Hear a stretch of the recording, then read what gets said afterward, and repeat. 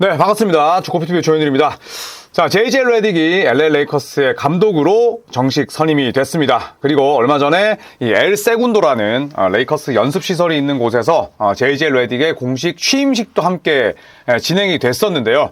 JJ 레딕이 밝힌 레이커스의 청사진 함께 살펴보도록 하겠습니다. 자, JJ 레딕이 엘 세군도에서 열린 공식 취임식에서 본인의 포부와 또 입장을 밝혔습니다. 또 여기서 라펠링카 단장이 또 JJ 레딕을 선임한 이유에 대해서 이야기를 했는데요.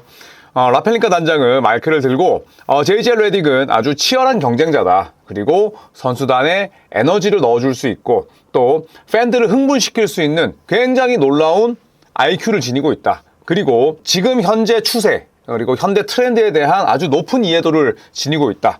아주 완벽한 분석력을 통해서 바로 우리 레이커스의 선수단에 새로운 기회를 제공하는 동시에 장기적으로 선수단의 발전을 위한 기반을 마련할 수 있는 인물이다. 이렇게 이야기를 했습니다.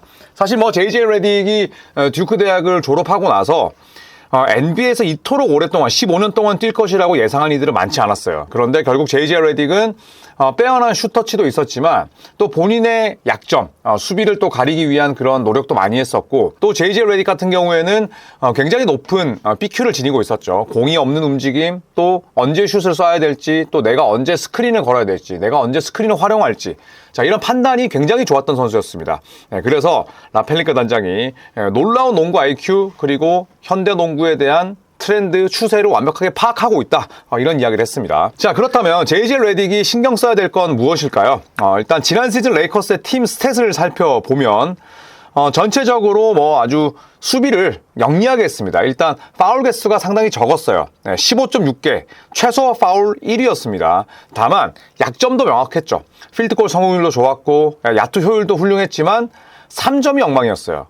그래서 3점 성공률 자체는 전체 8위였지만 3점을 시도하는 개수 자체가 28위, 3점을 넣은 개수가 24위니까 성공률을 제외한다면 현대 농구에 필요한 그런 3점 볼륨을 충분하게 채우지 못했음을 알 수가 있습니다. 자, 그래서 전체적으로 놓고 보자면 오펜스 리바운드도 꼴찌였고요. 그러니까 앤서니 데이비스가 있긴 하지만 데이비스를 도울 수 있는 꾸준히 일을 할 수 있는 그런 또 흔히 말하는 몸빵이 되는 이런 선수들이 없다 보니까 허슬 수치가 좀 아쉬움이 남았다고 볼 수가 있죠. 그래서 전체적으로 놓고 보자면 평균 스틸도 19위, 평균 블락 11위니까 허슬 수치가 나쁘진 않았는데 공격 리바운드 부분에서는 거의 리그 최하위였고 수비도 전체적으로 놓고 봤을 때 그렇게 훌륭한 편이었다라고는 볼 수가 없겠죠. 왜냐하면 3점 허용률, 또 야투 허용률 이런 부분에서 큰 두각을 드러내지 못했습니다. 어떻게 보자면 전체적으로는 나쁘지 않은 팀이었지만 확실한 색깔을 지니고 있지는 않았다. 그렇기 때문에 JJ 레딕 감독이 레이커스를 이끌면서 첫 해부터 무언가 좀 확고한 색깔을 보여주지 않을까, 확고한 색깔을 정립시키기 위한 농구를 하지 않을까 저는 생각을 해봅니다. 자, 그렇다면 레딕의 레이커스는 어떻게 변화를 하려고 할까요? 일단 JJ 레딕이 르브론 제임스의 이름을 언급했습니다. 르브론 제임스에게 최적화할 수 있는 라인업이 필요하다. 그러면서 다양한 포지션을 소화할 수 있는 그런 선수가 필요하고, 왜냐하면 요즘에는 포인트 가드, 슈팅 가드, 스몰 포워드, 파워 포워드, 센터 이렇게 나누지 않잖아요. 결국에는 여러 포지션, 멀티 포지션을 소화할 수 있는 선수들이 각광을 받는데 지금 그런 부분을 언급했었고, 또 당연히 3점도 나왔습니다.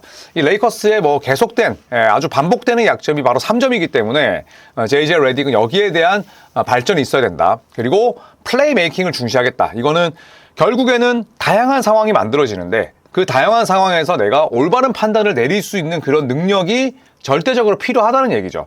근데 이런 부분이 수비할 때라든지 파울을 적게 한다든지 아니면 인사이드를 공략해서 완전히 비어있는 상태를 만드는 그런 와이드 오픈 능력이라든지 이런 것들은 아주 훌륭하지만 반대로 3점을 창출하는 과정, 르브론 제임스가 플로어에 없을 때 전체적으로 떨어지는 디시전 메이킹, 플레이 메이킹 이런 부분들을 보완하고 싶다는 얘기죠. 자, 그리고 아까도 말씀드렸듯이 이 팀은 공격 리바운드가 상당히 좋지 못하고 그리고 빅맨 포지션도 약합니다. 그래서 최근 몇 년 동안 놓고 보자면 브룩 로페즈, 디안드레 조던, 안드레 드러먼드, 드와이트 하워드 등등 전성기가 어떻게 보면 좀 지났거나 아니면 또 브룩 로페즈 같은 경우에 레이커스에서 워낙 그 당시 라인업이 약하긴 했지만 또 제대로 활용하지 못한 부분도 분명히 있었거든요. 자, 그렇기 때문에 앤서니 데이비스를 도울 수 있는 빅맨 라인업을 구성하겠다라는 포부도 밝혔습니다. 자, 그래서 레이커스는 비제한 자유계약 선수로 풀리는 요나스 발렌슈나스를 영입할 수도 있다.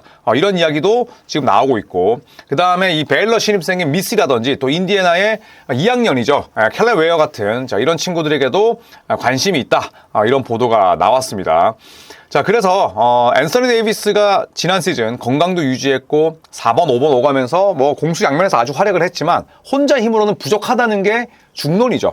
그래서 뭐 드래프트를 통해서든 아니면 FA 시장을 통해서든 어떻게든 빅맨 포지션을 키우겠다라는 의중을 밝혔습니다. 자, 그리고 LA 레이커스 하면 또 빼놓을 수 없는 게 트레이드 루머겠죠. 뉴올리언스 펠리컨스가 앤서니 데이비스의 트레이드 때 받아온 픽을 1년 뒤에 행사하기로 결정하면서 레이커스가 갑자기 1라운드 17순위 픽을 이번에 지니게 됐습니다. 그런데 이 드래프트를 직접 행사할 수도 있겠지만 픽 다운을 해서 또 트레이드 칩으로 쓸 수도 있다라는 보도가 나왔습니다. 자, 그래서 뉴욕 닉스나 유타 재즈가 드래프트 픽업 10순위 이상의 지명권을 또 노린다 이런 얘기가 있는데, 그러기 위해서는 또 트레이드를 해야 되고 그 가운데 하나가 또 레이커스의 17순위 픽이 될 수도 있다라는 이야기고, 그 다음에 제라미 그랜트와 디존테 머레이, 이 두 명은 레이커스가 지속적으로 관심이 있었습니다. 특히나 디존테 머레이는 올해 2월에 열렸던 트레이드 데드라인 때도 디존테 머레이를 영입하기 위해서 레이커스가 실제로도 뭐 접근을 했었고, 이 제라미 그랜트 같은 경우에는 클러치 스포츠의 CEO죠. 바로 리치 폴의 고객입니다. 그래서 리치 폴의 고객이라는 건 결국 르브론 제임스와 또 에이전트가 같다는 뜻이기 때문에 이 제라미 그랜트에 대해서도 지속적으로 관심이 있고, 또 애틀란타도 머레이, 포틀랜드도 제라미 그랜트를 팔고 싶은 의중이 분명히 있어요. 그런 측면에서 놓고 봤을 때 또 레이커스가 깜짝 트레이드에 성공할지도 모를 일이죠. 자, 그리고 르브론 제임스와 JJ 레딕은 함께 팟캐스트를 진행했습니다. 그래서 함께 팟캐스트를 진행하면서 르브론 제임스가 워낙 뭐 농구 지식이나 또 BQ가 뛰어난 선수고, JJ 레딕도 팟캐스트를 통해서 얼마나 또 진취적인 사고방식과 굉장히 또 달변가임 동시에 농구에 대한 철학이 아주 훌륭하다는 걸 우리가 알 수 있었죠. 자, 그래서 이 두 명이 사적으로 또 가까운 관계이기 때문에 르브론 제임스가 JJ 레딕의 레이커스 감독 선임에 뭐 입김을 넣은 게 아니냐 이런 이야기가 또 나오기도 했었습니다만, JJ 레딕은 정면으로 반박을 했었죠. 그래서 감독 제안 후 30분이 지나서야 르브론 제임스와 전화로 15분에서 한 20분 이야기를 나눴지, 뭐 그전에는 이야기를 나누지 않았고, 또 르브론 제임스가 감독 선임에 관여하고 싶지 않다는 걸 나도 알고 있었고, 그리고 당연히 르브론 제임스의 그런 의사결정을 나는 존중했다라고 JJ 레딕은 이야기를 했습니다. 자, 그래서 한간의 소문과는 달리 JJ 레딕이 정면으로 르브론 제임스가 이번 감독 선임에 전혀 관여한 바가 없었다, 르브론 제임스도 그걸 원하지 않았고 나도 당연히 그 사실을 알고 존중했다라는 이야기를 했습니다. 자, 그리고 LA 레이커스가 코네티컷 대학의 댄 헐리 감독에게 공식적으로 감독 자리를 제안한 건 모두가 아는 사실이죠. 자, 그래서 거기에 대한 질문도 받았었는데 라펠린카 단장은 이렇게 얘기를 했습니다. JJ 레딕은 항상 우리의 플랜 A였다.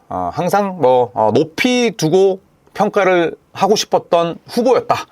그리고 댄 헐리 감독과 소통에 대해서도 JJ 레딕은 이해를 했다라고 이야기를 했습니다. 그래서 JJ 레딕이 어떤 이해를 했냐면, 본인은 NBA 선수 출신이지만 지도자 경력이 없었고, 반면에 레이커스가 접근했었던 댄 헐리는 이미 NCAA에서 명망이 높은 인물이었고 지도자 경험이 있었기 때문에 JJ 레딕은 그런 부분들을 다 이해했다는 겁니다. 나보다도 경험이 있었기 때문에 당연히 레이커스가 댄 헐리 감독에게 제안을 할 수 있지 않았느냐, 이런 부분을 이해를 했다는 거예요. 그래서 JJ 레딕이 굉장히 긁어부스럼을 만들지 않는 능력도 좋고, 자, 물론 JJ 레딕이 팟캐스트 하면서 좀 잘못된 이야기도 여러 번 했었고, 왜냐하면 예전에 NBA 선수들은 수준이 너무 낮았다, 이런 이야기를 하면서 고대 선수들을 좀 까기도 했었거든요.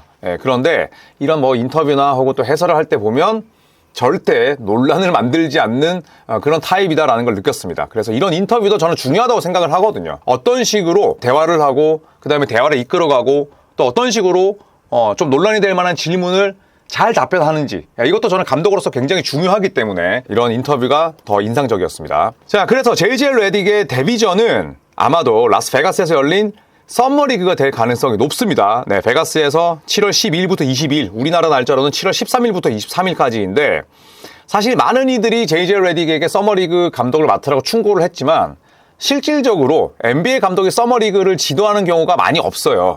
그런데 JJ 레딕은 아주 또 젊은 감독답게 서머리그에 참가를 할 것으로 보입니다. 자, 그래서 JJ 레딕은 지금 뭐 할 게 굉장히 많습니다. 일단 당장 드래프트가 며칠 남지 않았고요. 그리고 FA 시장이 공식적으로 이제 시작이 되었죠, 이미.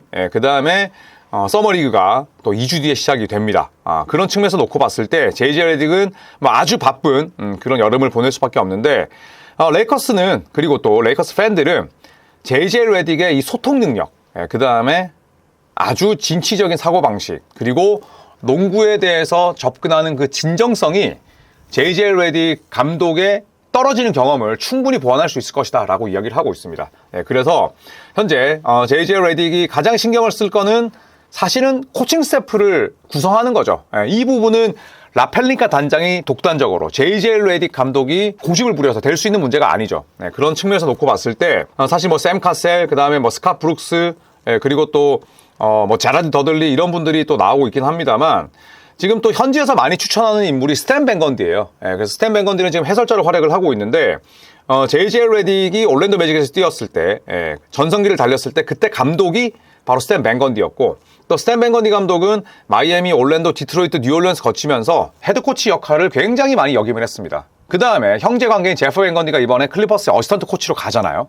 그래서 그런 측면을 놓고 봤을 때 형제끼리 어시스턴트 코치로서 또 맞대결을 하는 것도 의미가 있고 스탠 밴 건디도 흥미롭게 생각하지 않을까라는 또 현지 언론의 이야기가 있었고 확실한 건 JJ 레딕 옆에는 무조건 경험 많은 어시스턴트 코치가 있어야 된다는 거죠. 스티브 커 감독이 JJ 레딕과 비슷했습니다. 그러니까 물론 뭐 스티브 커 감독은 단장도 맡았지만 JJ 레딕과 마찬가지로 방송 생활을 하다가 지도자 경력 없이 골든스테이트의 감독이 됐잖아요. 그런데 그 옆에 부임 첫 해 누가 있었냐면 엘빈 젠트리, 그 다음에 론 애덤스라는 굉장히 경험 많은 베테랑 코치가 있었습니다. 2명이나. 그래서 스티브 커 감독의 첫 우승도 같이 함께 합작을 했었고 또 스티브 커 감독에게 부족했던 경험을 양 옆에서 양 날개에서 보좌를 해주다 보니까 스티브 커 감독도 아주 연착륙할 수 있었던 거거든요. 그래서 저는 JJ 레딕도 스탠 밴 건디나 혹은 뭐 스캇 브룩스, 샘 카셀, 그 다음에 뭐 자렛 더들리 이런 분이 또 필요하지 않을까라는 생각을 해봅니다. 저는 레딕의 레이커스가 기대가 됩니다. JJ 레딕이 워낙 농구에 대해서 뭐 지식도 많고 언변도 뛰어나고 그 다음에 소통 능력도 훌륭하기 때문에 저는 레딕이 바꿔놓을 레이커스를 벌써부터 기대해 보겠습니다. 자, 이상 레딕의 레이커스 뉴스는 여기서 마무리하겠습니다. 고맙습니다.